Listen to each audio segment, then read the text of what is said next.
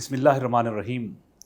جناب حسنین کریمین رضی اللہ تعالیٰ عنہ ان کی بڑی شان ہے، رسول اللہ صلی اللہ علیہ وسلم کے نواسے ہیں، لاڈلے بیٹے ہیں۔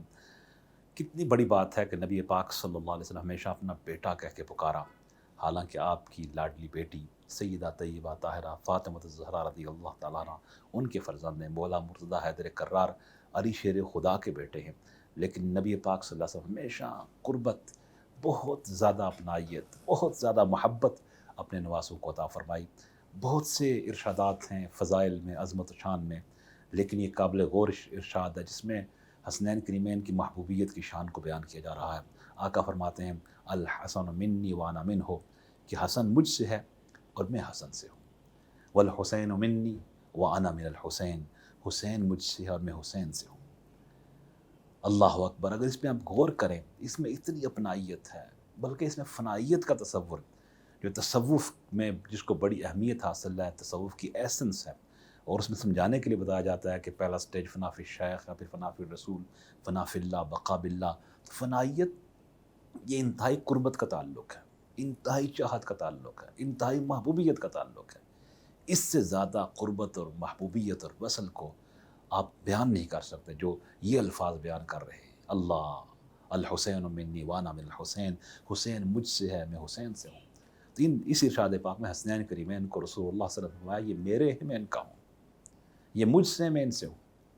اور آگے پیغام کیا ہے، من احبہما فقد احبانی، جس نے ان دونوں سے محبت کی، ان دونوں سے پیار کیا، ان دونوں سے الفت کا رشتہ استوار کیا، ان دونوں کی غلامی کی، ان دونوں سے تعلق قائم کر لیا، ان دونوں کی نسبت حاصل کر لی، روحانی تعلق ان سے اپنا لیا، قلب و روح میں ان کی محبت سے قلب و روح کو آباد کر دیا، اسے لبریز کر دیا، جو ان دونوں سے پیار کرے گا۔ آقا نے فرمایا من فقد احبنی، اس نے گویا مجھ سے پیار کیا۔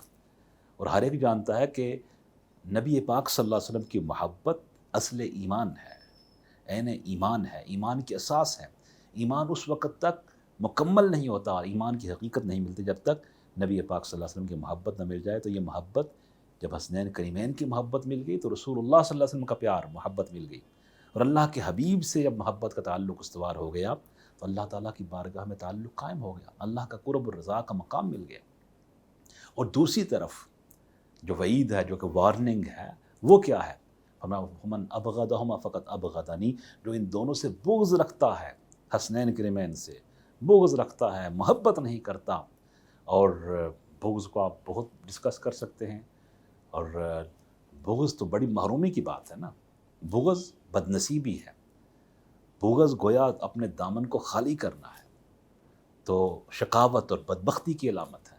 کہا جو ان دونوں سے بغض رکھتا ہے فقط ابغضنی، وہ گویا مجھ سے بغض رکھتا ہے۔